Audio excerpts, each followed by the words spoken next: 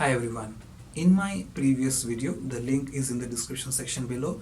I explained in very simple and easy to understand terms what is differential research. In today's video, I will provide a recap of what is differential research, but mainly to distinguish it from other types of research, especially correlation research, because students often get confused between the differences of differential research and correlation research. So I will introduce the similarities as well as the differences between these two research methods. So a quick recap of what is differential research. Now remember, differential research is mainly used to study causation between independent and dependent variable. Here two groups are there and we study two groups. However, these two groups in differential research are not randomly allocated. They are pre-decided. You cannot manipulate the independent variable. So one example that I did give in my last video was that if you want to study the impact of a person's religious beliefs or political affiliations on the stability of their marriage or divorce rates. So for example, if you are studying the Democrats and the Republicans in America and you are trying to study in which population there is a higher divorce rate, you cannot force a Democrat to become a Republican or vice versa. Similarly, if you are studying two religious groups, let's say Hinduism and Islam and or Christianity, and you are trying to study in which of these population the divorce rate is higher, you of course cannot force a Hindu to become a Muslim or a Muslim to become a Hindu just because you want to study how stable their marriage is. So these groups are pre-decided. You cannot randomly allocate people. You allocate them based on their affiliations which are pre-existing. However, in correlation research, there are two groups as well, and these two groups are randomly allocated. Firstly, they can be randomly allocated because the independent variable may be manipulated. So in differential research, of course, we could not manipulate the independent variable, which was either a political affiliation or religious beliefs, but in correlation research, you can do that. For example, you are trying to study the impact of low-calorie diet on a person's weight loss. Now, what do I mean by low-calorie diet depends on me as a researcher. I can manipulate this independent variable. I can define what do I mean by low calorie. It can be 1200 joules, it can be 1000 joules, it can be 1800 joules. I can manipulate that. Or for example, if I want to study how authenticity of assessment methods improves the students' academic scores. So what do I mean by authenticity of assessment method? That means how real it is to what the students actually do in the real world.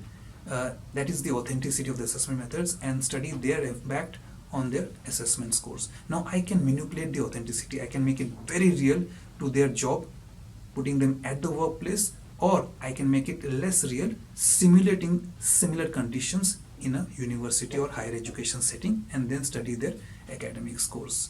So I can manipulate that. That is what happens in correlation research. So here, of course, the two groups are randomly allocated and I can manipulate the independent variable. The other difference, like I told you before, is differential research. We normally use it to study the causation between independent and dependent variable. However, in correlation research, we are trying to establish a relationship. We don't normally focus too much on the strength of the relationship, although in the perfect world we do try to establish a strong relationship, but however that is not the priority. If we can establish a relationship between the independent and dependent variable, that is the purpose of correlation research. So often people say it's like a prediction. The prediction may be a strong prediction. So many researchers often say that for correlation research to be held valid, or that prediction to be held valid, the minimum participant size should be more than 30 participants. However, different researchers have different theories about it, but that is what I have read. So correlation research is more about the prediction of a relationship between two variables, and the strength of which of course depends on your research. Sometimes you may predict it has a strong relationship, sometimes it may be a weak, but as long as the relationship exists, that is good enough. However, differential research focuses more on the causation. Does the independent variable cause dependent variable? So does a person's political affiliation cause higher divorce rate? Alright. However, in terms of correlation research, we are trying to establish a relationship. So for example, you are trying to establish that the how authentic the assessment methods in university are to the real world leads to higher score.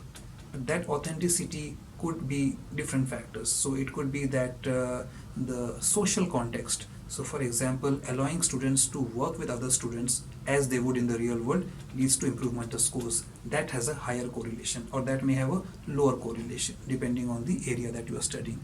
So there is a relationship that exists between the social context of authentic assessments to the improvement in student scores. So you are establishing a relationship. It may not be the cause, that may not be the sole cause of higher student scores, because the student may be smart, may be intelligent, maybe they have more theoretical knowledge, maybe they have more practical experience.